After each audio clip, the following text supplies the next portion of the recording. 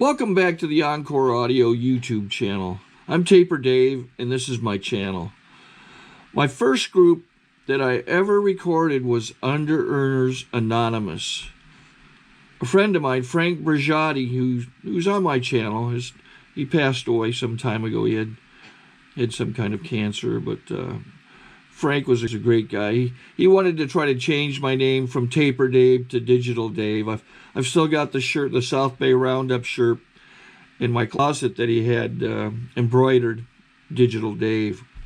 But he asked me if I wouldn't mind recording this group, Underearners Anonymous, and I said, sure, I'll record anything anonymous. So here you go. Enjoy, comment, and don't forget to like and subscribe, whatever you do. Be sure to like and subscribe to my channel. That helps me out a lot. Doesn't cost you a thing. Just click on the like button. You have a good day if you want to. Take care. Be sure to like and subscribe to my channel. That helps me out a lot. Doesn't cost you a thing. Just click on the like button. You have a good day if you want to. Take care. To accept the things I cannot change. Go ahead and accept the things I can anyway, or change for me. Yes. I just have to, what if the person you're resenting wants your husband? I'm just saying that as a joke, but I do have an issue about, or not an issue, I have a concern about, because I'm a political activist, and so I've taken action because something has happened that has put me in anger or feel there's a sense of injustice, and as a result, I've gotten things done. But, I'm really, this is a big issue for me, like, do you just sit back and not do anything, or how do you handle taking an action to correct something if it's really egregious? You know what I'm saying? Sure. You know what I'm saying. I do understand. Being free of resentment and being accepting does not mean that I allow someone to punch me in the face, or if I'm walking down the street and I see someone beating a dog or a child or something, doesn't mean that I am not supposed to intervene in any way. If someone, if I'm living with someone or I'm married and someone wants my wife, if I really resent this guy, and if I'm obsessing about him all the time, son of a bitch, and he always does me wrong, and and he wants everything that I have, and he really wants my wife, I still have to forgive him. Doesn't mean I have to give him my wife. Doesn't mean I have to invite him to a party. But I need to get rid of the resentment myself, just like I don't have to put the friend next to the cash register again once I forgive him. And so far as social action goes, debtors and under-earners, look, it is valid to take social action. It is valid to be an advocate. But the best example I can give you is this. My younger brother, he's 2 years younger than I, he's a much better chess player than I am. And for years, I used to beat him consistently. And the way I beat him was to piss him off. I would get him angry in the beginning of the game. I would do something unexpected and probably even irrational, and he would get really pissed off and angry at me, and it threw him off his game. And I could beat him that way, because when they are angry, they're not as effective any longer. If I am angry out there at the world and I'm raging, it's one thing to march, it's one thing to petition, it's one thing to lobby in legislative halls. But if I'm angry about the whole goddamn thing, I'm not going to be as effective. It's no good for me. And few people, the big book talks about justified anger. And, few of us are as righteously indignant as our alcoholics, debtors, and under-earners. So I have to watch that. Thank you very much. Thank you. Yes?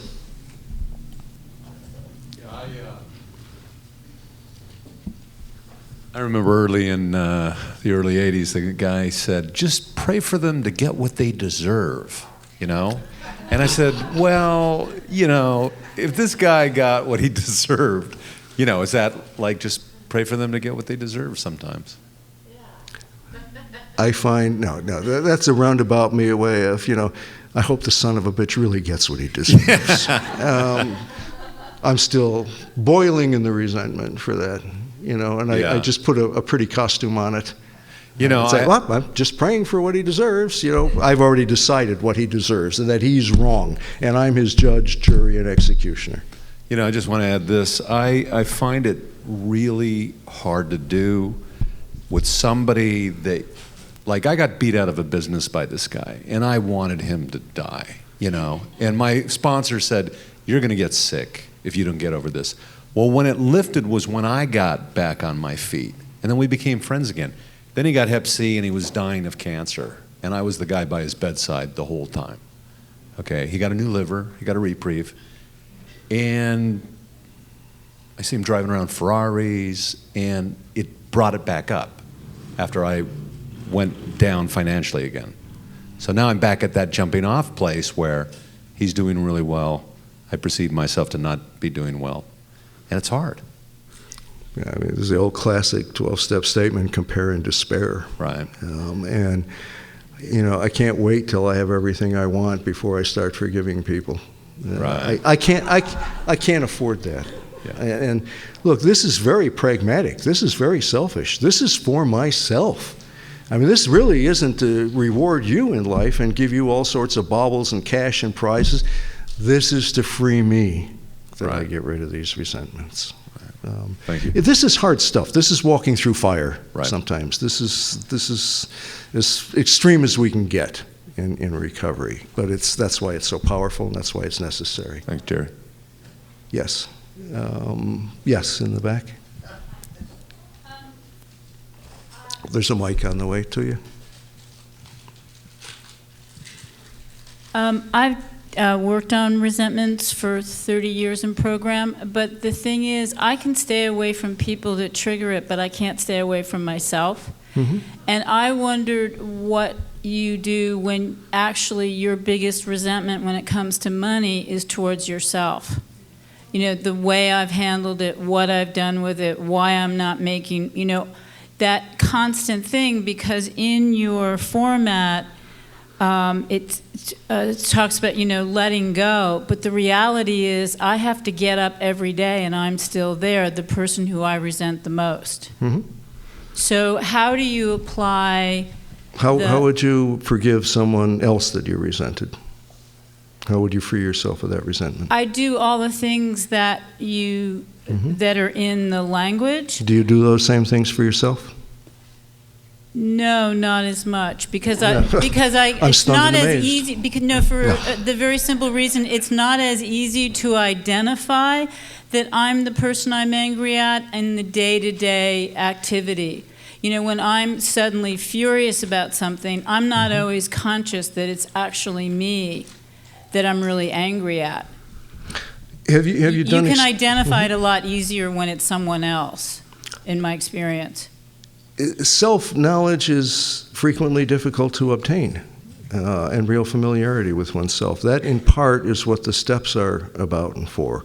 A very deep, searching fourth step, and an eighth step list. You know, in the eighth and ninth steps, in the 12 and 12, it talks, in the making the eighth step list, all people we had harmed, and I'm not in favor of putting myself on that list. I mean, the way I make amends to myself is working through the 12 steps. That's the single most effective way I can make amends to myself. But it tells me to search back in memory, to walk back in my life as far as memory will take me. You know, if I'm doing this in AA, it's not just about my drinking days, and it's not just about my drink. I go back, I took my initial eighth step list back to when I was about 7 years old. Prior to that, maybe I did some harm, maybe I didn't, but I couldn't see it. But from about the age of 7 onwards, I could identify harms that I had done. I broke my life into manageable chunks. And the first time I did it, there was first the sober years. There were about 2 or 3 sober years at that point. So if there were 3 sober years, there were 2 solvent years involved in that. Then I did my bottoming out years. That was an identifiable chunk to me. And the reason I broke them into chunks was it was easier for me to see it in a limited period. I'd just say, oh, my whole life, what did I do? So I walked all the way back, and then there were a 5-year period in my marriage when it was going bad, then 10 years when it was good, and early stuff like this. So What I would suggest, if I were in this position and I was the person I resented the most and I was unhappy with myself, I mean, partly this process of identifying the 5 worst things that I've ever done and the 5 best things that I've ever done helps me to begin to see this. The more I know about myself, the more I can recognize the difference, whether I'm really pissed at you for the afternoon or there's something in myself that's coming up and I'm just making you the nearest target about it. But I would use a 4th step, I would use an 8th step list, and I would use it on myself. I would go back as far as memory would take me, and I would make a complete searching and fearless moral inventory of myself.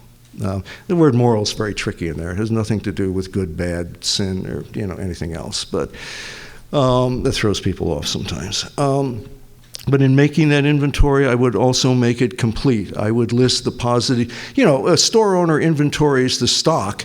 He doesn't just put down how many good televisions he has. He puts down how many defective televisions he has, too. He doesn't just put down how many defective televisions. He puts down how many good televisions. So, it ought to be balanced. You do both sides of it. Also, I have found personally deep meditation is enormously helpful. I've been a meditator for probably 25 years. And I did one 10-year period where I sat every day formally on the black cushion. And at peak, I was sitting 45 minutes in the morning right after I got up, and again 45 minutes at night just before I went to bed. I wasn't doing that every day. Some days it was only 20 minutes a day. But I did 10 years of deep meditation with this. And it is helpful to have some formal training and a context in which to do this meditation because it can become quite profound. But that helps ameliorate and release things, and it also brings clarity to my thinking, both about myself and recognition and about other people. I mean, I would make a major campaign of understanding why I resented myself, what the nature of those resentments were, where they came from, and how I could best release them and be free of them. I would consider it imperative for me in my life if I was to live with peace. So I'd take it very seriously for myself. No, I hope that helps. Yes. Hi, Jerry. I'm Andrew. Hi, Andrew. I would suspect there are still people in this room who may be holding on to the belief that forgiveness equals approval. And when I would do workshops, I'd always say that forgiveness is not approval. And I always got the feeling that, at the bottom, belly button level, never bought it. They held on to that no, forgiveness is approval. So I was wondering if you could talk more deeper about how forgiveness really isn't approval. Well, here's about as deep as I think I can say it. It's not approval. It's forgiveness. Just as an orange is not an apple, it's an orange. But the confusion, I certainly agree with you, that it is often mistaken as approval or acceptance of that kind of behavior or activity. I mean, it's why I said I don't have to put my friend back on the cash register. I have to forgive him, but I don't have to be suicidal about this. Very quick little story. The Mel Brooks story. There's a guy, Uncle Fred, constantly, every time he sees a piece of paper, he picks it up and he tears it into tiny little pieces. In newspapers, magazines, letters, anybody. He's always done. They take him to a neurologist, they take him to a psychiatrist, they take him to the family doctor, they take him to a cleric. They take him every place trying to cure him of this compulsion, and no one is able to help. Every time they go to the doctor's office, picks up the prescription pad, starts tearing it into little pieces of paper and dropping them all over. They hear about this miracle worker. They take Uncle Fred to the miracle worker. And Uncle Fred sits down and he's smiling while the relatives are explaining the problem, and he's picking up paper from the miracle worker's desk and he's tearing it into little pieces. And the guy listening, he says, yeah, I think I can help. And he says, give me a second. And he says, Uncle Fred, come here. And he takes Uncle Fred off into the corner and he whispers into his ear for a moment. And Uncle Fred comes back and he sits down and he folds his hand in his lap and he's just very peaceful. He's no longer picking up pieces of paper and tearing them up. And the family says, good grief, no one's ever been able to deal with this. What did you do? What did you say? He said, I told him to stop tearing pieces of paper into tiny little bits. So it's not approval. It's just not approval. And for me to say, I feel it's approval. Well, congratulations, Jerry. You feel it's approval. It's still not approval. And if I have this feeling, I need to tell myself, if I have to tell myself 50 times a day, it's not approval, it's forgiveness. It's not approval. The most profound thing I can say about whether it's approval or not, it's not approval. So, yes? Jerry, I have the same people on my resentment list like every day, and and I think what I might be doing is like conjuring them up. I mean, these are the same things that happened in my family like 7, 8, 9 years ago that I go to Al-Anon about, and but anyway. Sorry to interrupt your viewing. Taper Dave here. Just wanted to take a second to ask you to like and subscribe to my channel. Let me know if you like what you're listening. I've got some very good talks here, and this one's a great one. Just curious, do you think this is better than Zoom? Tell me what you think. What are the resentments that are current resentments that we should be concerned about? Or am I just conjuring up these people from the past and, am I causing the resentment? Am I, what do you call it? Am I causing the resentment to come up again by thinking about it or that person, even if they're not? Yes. Yeah, you're inviting it back in. I'm inviting it back in. You wake up in the morning and you reach over and say, where'd that resentment go? Oh, there it is. Yeah, I've been doing it, yeah. And I bring it back. Yeah. I need to slap my hand while I'm reaching for it. Nope, leave that resentment alone. So I really have to, if years have gone by and the same thing is happening every day, I mean, that's the definition of resentment. I'm obsessing about it. I'm re-feeling it again and again and again. And that's what these particular techniques are meant to address.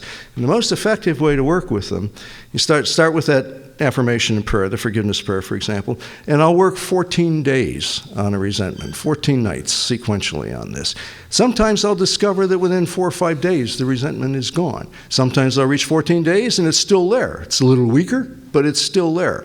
I let it go for 2 or 3 days. I stop. I turn to something else, and a month later, I'll come back to the same resentment. I will work on it until it's gone. And I will give this sort of, the giving, I will do that imagining of giving the things that person wants to that person.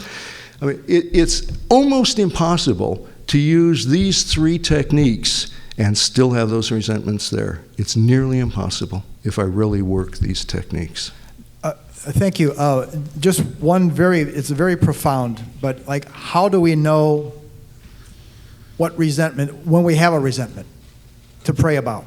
I mean, okay, so, I mean, if you have an ongoing sense of anger, and different from the event. Waking up with that anger in the morning, let's say. Sure. But if it's not I used there, to wake up in a state of despair, essentially. I mean, I have to intervene with my own mind in the morning. Left to its own devices, I'll start opening my eyes and the chatter will start and everything will go off. And I think I said last night, but I might not have. When I'm falling into this kind of thing again, as soon as that alarm goes off, I will sit up in bed, I will put my feet on the floor, and I will say the 3rd step prayer. My Creator, I give myself to you today to build with me as you would like. Release me from the bondage of self, that I may better serve thy will. Take away my difficulties, that victory over them may bear witness to those whom I would help with thy power, thy love, and thy way of life. I say that out loud, and I listen to every single word while I'm saying it. I generally also then say the serenity prayer at that. I mean, that's before my mind has a chance to get engaged. I reframe it immediately. And if an obsession or a resentment should come up, I will take up arms against it on a spiritual level. I will pray. And look, if I keep doing that same thing over and over again, I keep waking up with the same resentment, well, I better stop doing that same thing over and over again and try something else because it's not working. If that resentment is still with me months and years later, what I've been doing, even though I said, oh yeah, I pray about it all the time, well, I'm not really working on that resentment then, if it's still there. I'm just going through some little formula, pulling some beads around in my hand because someone told me that's what I'm supposed to do, and I think, oh, I'm doing the right thing, I'm pulling beads around in my hand, now I still resent the bastard. It doesn't work. Okay. You can get free. You really can get free of resentment. It's hard to believe sometimes. We're so used to living with them. They're powerful, they hurt, and truly, we invite them in, we embrace them. It allows me to explain what's wrong in my life. It allows me to assign blame. You know, I hurt, someone must be to blame. And yeah, there is. It's generally me. And it's not blame, but someone must be causing this, as opposed to blame. You're not wrong for this, but I would try something else. I would try another way if I still have these things. Well, I'll just try to wrap up, but like, how do I know in the morning, like, if I even have a resentment? If you have to ask, you probably don't. I mean, what's happening is you're getting up and you're saying, something feels odd. Wonder if I have a resentment. Jesus, I don't, well, yeah, you know, Uncle Fred really pisses me off, you know, and what he did to me when I was 14 is really grim, and I'll never forgive the bastard.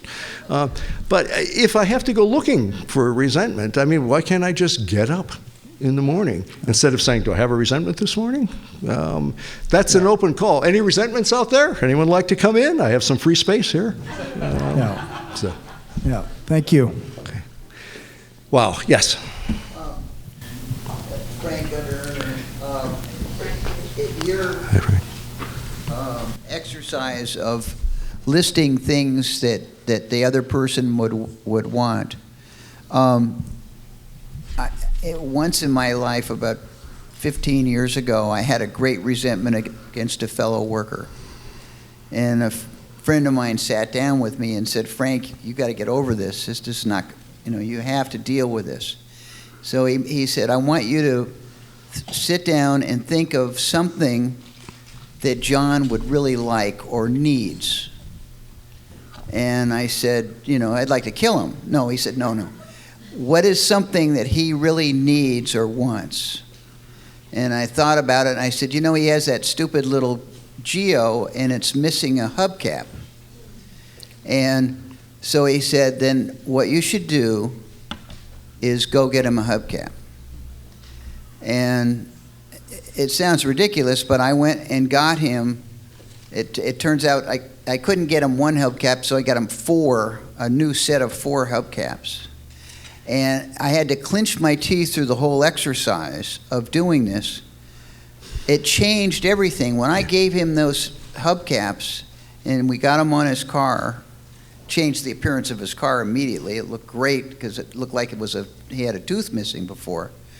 And the moment I did that, the resentment went. And we became best friends, and he actually came to work for me and worked for me until he died. And I was wondering if you'd ever done, not just prayed for the person to get that, but had you ever actually gone and gotten something for him? Well, you know, when you said this is going to sound ridiculous, it didn't sound ridiculous at all. You know, it sounded terrific. And I would have liked and have had the good fortune occasionally to have someone counsel me the same way this guy counseled you, who said, go get him a hubcap. You know, do that, do something for him. Yes, I have made introductions to publishers for people that I resented. I have actually edited some of their work for people that I resented. I have given money to people that I resented or with whom I was angry. And I have patched up quarrels between people that I resented, but made peace between them and someone else they were having a problem with. Yeah, I've done those things. You know, those are additional levels of forgiveness and resentment, extirpation that one can do. That's a great example. Thank you. Yes. Judd, healing my relationship with money. Hi, Judd. Hi, Judd. Hi, everybody. Hi. Thank you, by the way. I've been in the program for like 12 years. I got sober like 14 years ago, and my sponsor took me right over here, and first thing he gave me was your book, so it's pretty neat to see you. So thank you. We have this men's group that we're in at my house, and we've been working through steps and doing the vision boards, and we're trying to do everything we think we don't do to get better. It's kind of like it's almost like a projection of an inadequacy thing. Because for years, I've done the cycles, but it's hard to be consistent in the program. For me, it's like you get a period of recovery, and I relapsed in 2007, bought a bunch of houses. I was dishonest on my loan apps, and I went bankrupt. It was a relapse. So I'm coming out of this now, and last went completely down, and now this year I'm recovering, and I'm like, quadrupling my highest income the following year. And I went down to like 20% of what I made, and now I'm in a lot of fear, and I'm hitting my ceiling in my under-earning. And I'm kind of nervous to and I know the principles just keep doing the same principles and over again, but I'm actually in more discomfort making money than I was losing it. Like that thing you have about aversion to stability, boredom. It's really up for me. And I was just wondering, what are some of the core tools? Because my wife said, oh, we're doing well again. I said, you know what, we're not high functioning. I said, we don't have money in an IRA. We have debt, so we have money in the bank. I said, but it's also who do you pay, and don't pay off all your debt right away is coming up for us. I'll talk about a little bit tomorrow about that. Okay, so it's about I'll come back, but it's about being high functioning, and I don't want to give myself kudos for making money, because it's not about the zeros, man. It's about my emotional and spiritual relationship to becoming high functioning and feeling comfortable there. So I'm at that level now. I was just wondering if you had any thoughts on that. Basically, the program tools, steps, keep doing it again. And meditation. Steps in meditation, and the close association with people who have something that you want. If you're looking for that kind of peace and that joy, that ease about things, you want to talk to people who have that kind of peace and that kind of ease and joy about things. I remember a statement from a guy in AA many, many years ago, 2 decades ago, where he said, when I want to find a job, I don't ask someone who's been on welfare 20 years how to do it. So when I want peace and joy and serenity, I look for the people who have peace and joy and serenity. And I listen to what they have to say and what they do, because they have something, they know how to do something that I don't. And if that's what I want, those are the people I have to listen to. Now, everything they do may not be applicable to me, but some of the things they do will be. And, I walked into AA. I'd been trying to control my drinking, for a while, having colossally bottomed out. I'm not going to go into all that detail. But I walked into a room, and here were 40 people who knew how to do something I didn't. These people drank the same way I did, but they weren't drinking anymore. Those were the people I had to listen to.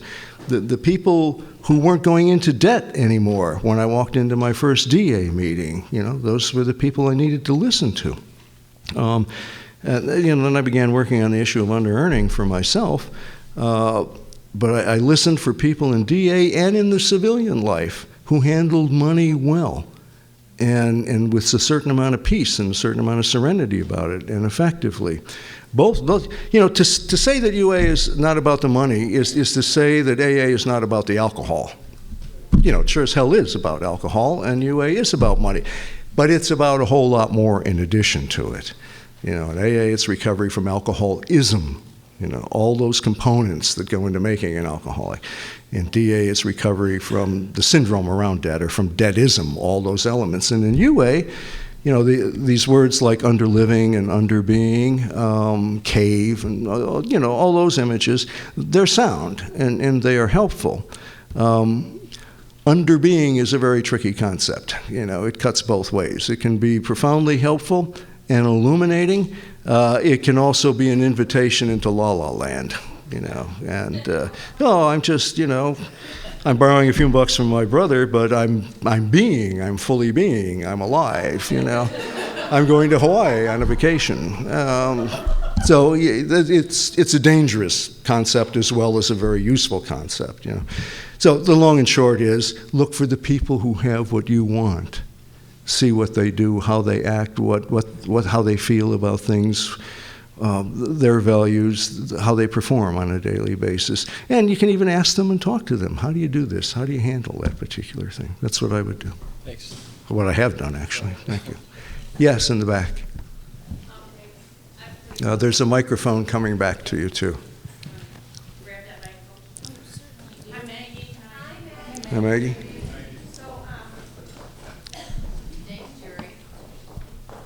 Thank you. A couple of things, and questions and declarative. I am not big enough to forgive what has been done to me. And I'm not. And so what I've learned, and a technique that I've learned, if this God or this higher power is all-powerful, the last words of one of the most famous people is, "Father, forgive them, for they know not what they do." And I have really had to tap into God, through me, forgive, because I really want to kill people, and or not. So anyhow, I've had to go through that. And so that's just a tool that's helped me get out of, I really can't forgive being molested. I can't forgive being raped. I can't, I really just don't have it in me to be that forgivable.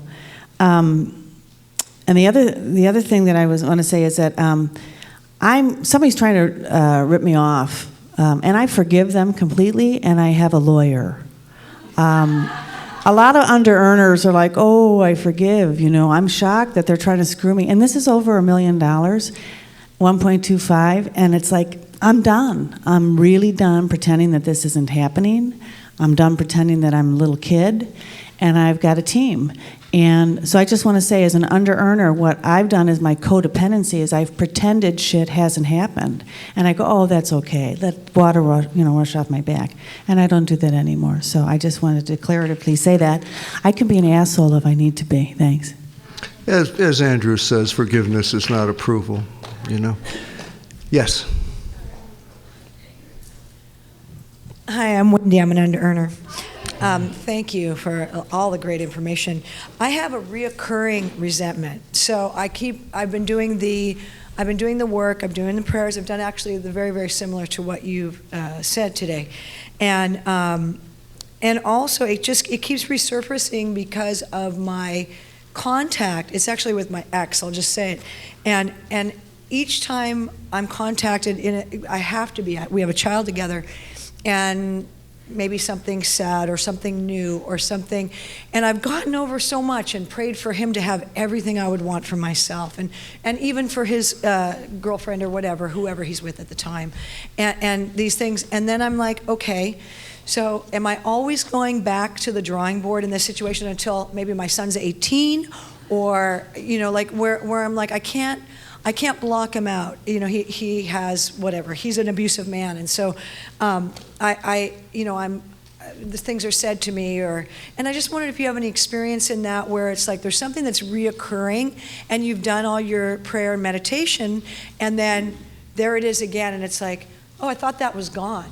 I think like, oh, I'm good. I'm really good. I'm also in another program for a very long time, and working steps and all kinds of stuff, and there it is again. It rears its ugly head. It's a core resentment. I mean, it's one of your foundation resentments, and if it keeps coming up again and again, and it never goes away.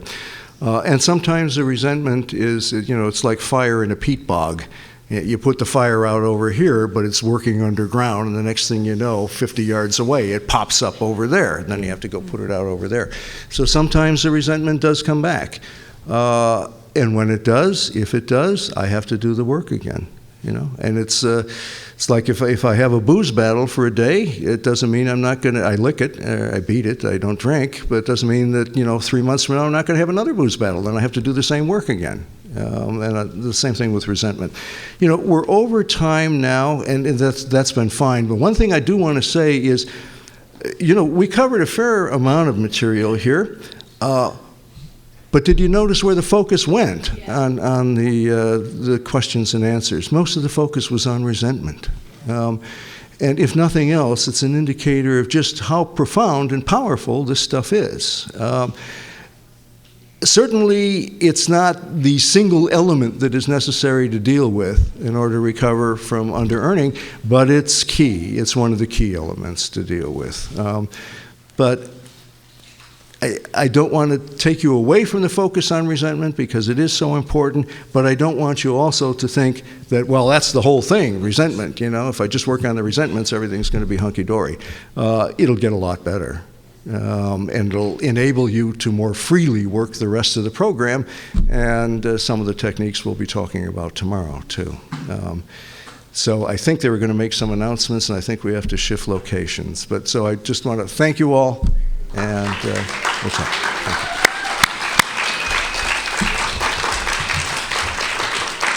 Thank you. I think we got a great talk going on here. Thanks for watching the channel. Taper Dave here. Just curious, do you think this is better than Zoom? Okay, this is how I prepare my drone for launching. I like to do it inside the cab of my truck so I'm not standing outside in the weather. To install the joysticks for control, up and down, right and left, powered on. I have an Android phone that I use to connect it to the drone with, and it's actually controlled through the iPhone, through an app. Oops, wrong way. It's actually controlled through the iPhone, or through this Android phone, through the app. It's actually controlled through the Android phone, through an app, and you connect it through this short connection right here.